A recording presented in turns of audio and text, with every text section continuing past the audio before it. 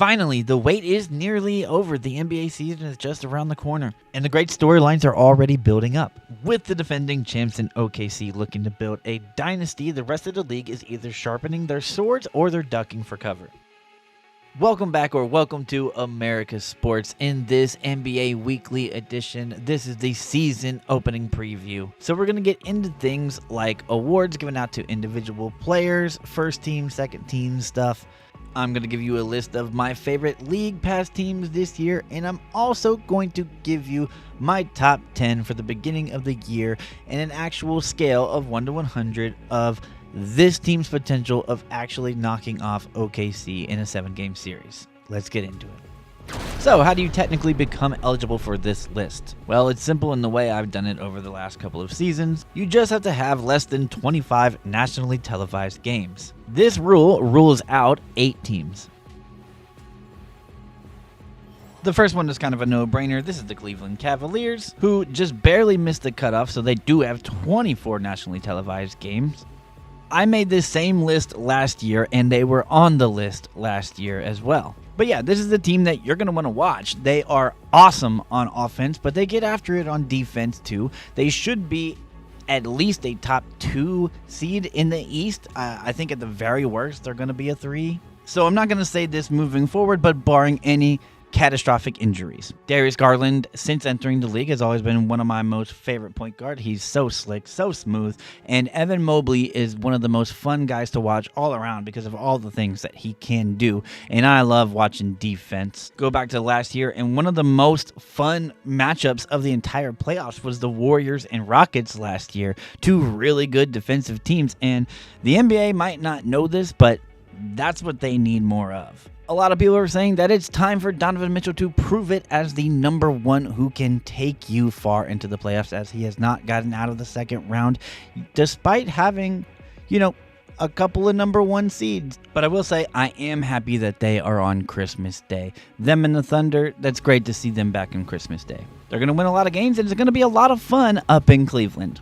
Next up on this list, we've got the Orlando Magic, who had an up and down season last year and ended at 500.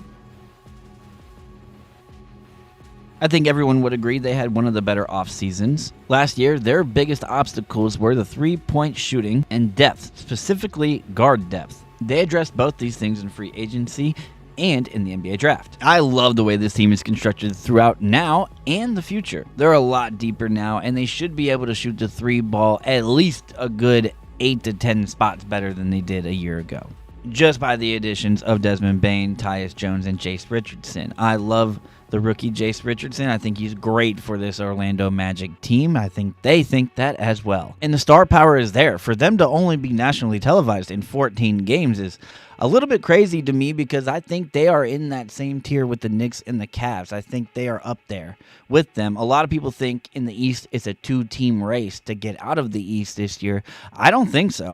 Orlando is just as capable as the other teams of making it. And now they have the depth to go toe-to-toe with just about any team in the league, outside of OKC potentially. Off the bench, you got guys like Jonathan Isaac, you got Goga Bitadze, Anthony Black coming into his 3rd year, Tristan da Silva coming into his 2nd year. And I also think this is a nice early candidate to go far in the NBA Cup this year as well. Be on the lookout for that. Next up, we got another deep and defensive team in the LA Clippers, who I don't think is getting enough love here. Right now, when it comes to offseason moves in the West anyways, it's really the Nuggets that are the ones that are getting the most of praise.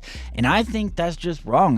While I do think they deserve praise, the Clippers did just as much, if not more than they did, to better their chances for this season. And as of right now, there's no punishments coming down from the NBA to the Clippers for the whole, aspiration thing. And I really don't think there's gonna be any repercussions this year. Definitely won't be any in the near future.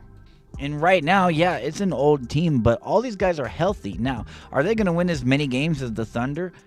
Probably not. But when it comes to the playoffs, these guys got as good a chance to knock off the Thunder as anybody in the league.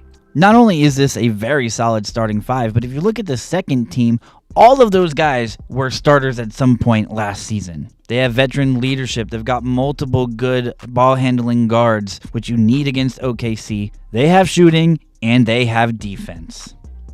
It's Chris Paul's reuniting and retiring tour as the Clippers are all in on trying to win a championship this or next season. And I and you should be here for all of it.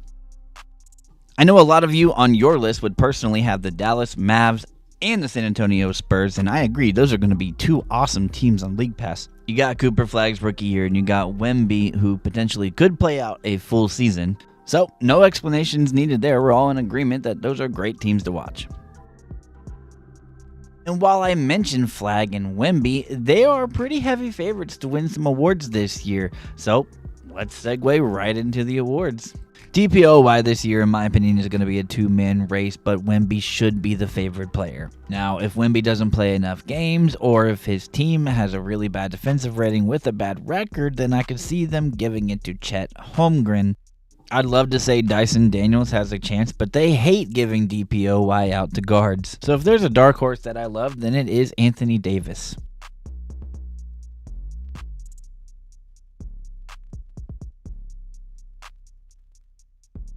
For Rookie of the Year, Cooper Flagg is favored even more than Wemby is for Defensive Player of the Year. Look, Flagg is the real deal, but this is an awesome draft class. I don't believe this to be totally accurate here. Don't get me wrong, he should be favored, but not more than Wemby is what I'm saying. I'm a huge fan of Ace Bailey's game, and I think Jeremiah Fierce is going to get a ton of run, at least until DeJounte Murray gets back, but I think he's going to play a lot this year anyway. I also think Edgecombe, a starter, at plus 1,500 is also a really, really good decision. As for the most improved player, the favorite is Amen Thompson, depending on where you look. But a player that's getting a ton of buzz now is Matas Buzelis, and that's where I'm leaning. In my opinion, Amen really broke out last year, and we kind of know what he can do now. For Buzelis, though, we've only seen little glimpses. He would be my favorite right now, and Andrew Nembhard would be a close second. For Coach of the Year, I'm totally on Jamal Mosley, coach of the Orlando Magic. I think it's almost inevitable that they take this team from being 500 to be up there in the top 3 seed in the East. Quinn Snyder, though, for the Hawks could win it if the Hawks end up better than Orlando. For Sixth Man of the Year, I look at some of the best odds and I see a lot of these guys at the top that should be starting. John Collins, Anthony Simons, and Josh Hart, for example. Of the three, I guess Josh Hart does have the best odds of coming off of the bench, and if he does come off of the bench, then I think that's a great choice for Sixth Man of the Year. Although I have a hard time seeing him not as a starter considering everything that he did for them a year ago. And now the last award is for MVP, of course, of which most places has Shai Gilgeous-Alexander as the favorite. But one or two look at Nikola Jokic as the favorite. Both of these guys are safe picks because they're going to play a lot of games and their numbers are going to be crazy. Shai gets great defensive numbers and his team wins a lot of games. I'm going to go with SGA to get his back-to-back. One reason I could see him not getting it is because people don't like to give guys back-to-back MVP awards. To me, yes, that is the biggest thing stopping him. A sort of a dark horse in this race could be Giannis if the team ends up being a lot better than a lot of the media thinks. That'll do it for my awards predictions. Now, let's close this thing off by taking a look at the best of the best teams in the NBA. But first, a little potentially great take about a couple of teams that could seemingly come out of nowhere.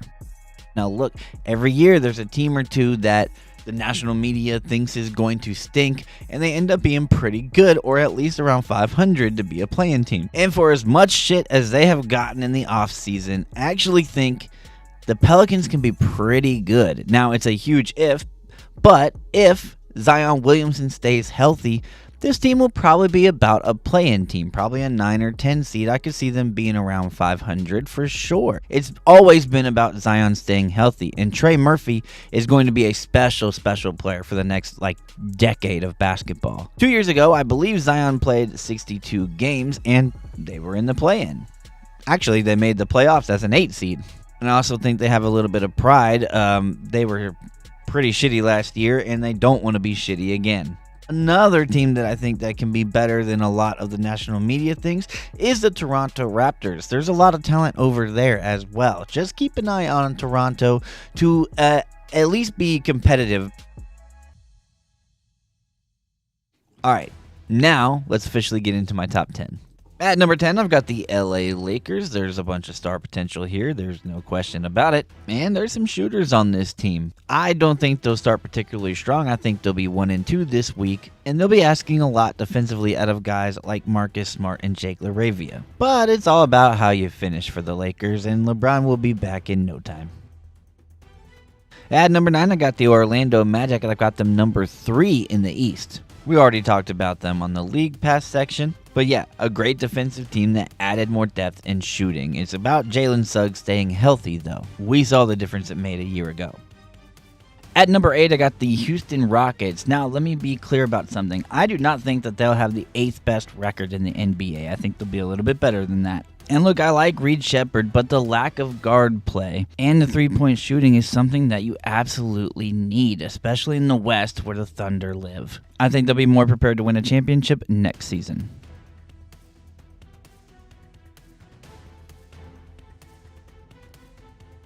At number 7, I have the LA Clippers. Yeah, they will not have a better record than the Houston Rockets, in my opinion. But they have defense, depth, multiple ball handling guards, and a whole lot of veteran leadership to help this team go all in this season and next.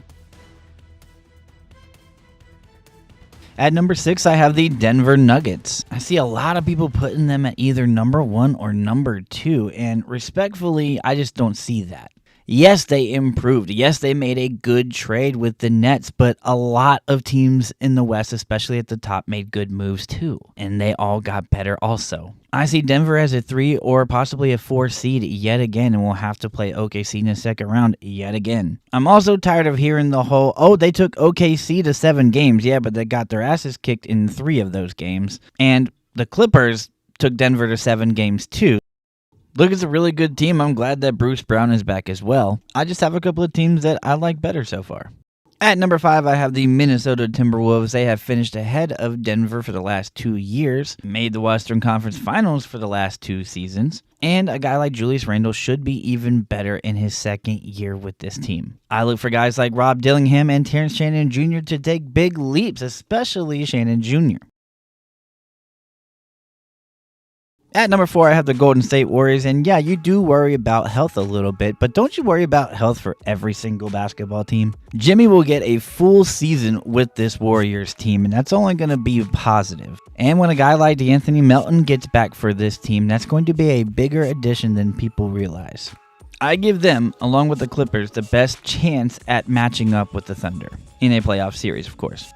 Last thing I want to say is I really like Pat Spencer's game. Don't know if he'll get enough minutes this season to be super impactful, but I think he should. At number 3, I have the New York Knicks. I don't think they'll be challenged by a whole bunch of teams in the East this year, especially when the playoffs come around. If the Celtics are not the Celtics this year, and neither are the 76ers, they've got a pretty easy division to skate through. And they basically brought back the whole team. Brunson will likely be an MVP candidate.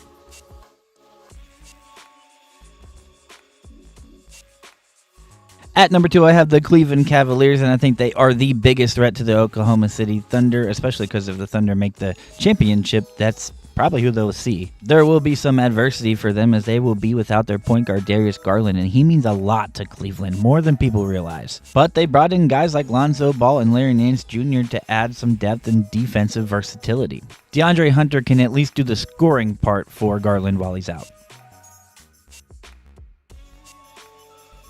And at number 1, I have the Oklahoma City Thunder. They didn't go out and get anyone in free agency and still became a better basketball team.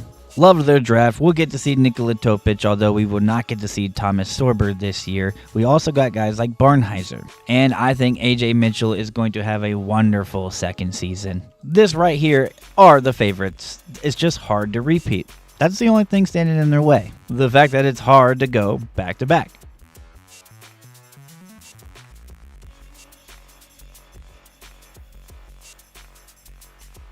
Alright guys, that wraps up my power rankings, and that'll just about do it. You know about Tuesday's games, but I'm going to give you a few other games during the week that should be awesome. On Wednesday, I love Cleveland at New York, two of the best teams in the East. On Thursday, you gotta love Denver at Golden State. And then on Friday, I'm looking at Atlanta at Orlando. If you love to talk hoops like I do, then you'll want to subscribe. We're also rolling with an NFL weekly show, so if you're into the NFL, this is also the place to be, and along with other of the sports in America. And we will see you next week to react to week 1 and talk about week 2. But until next time, guys, you'll see me in the next one.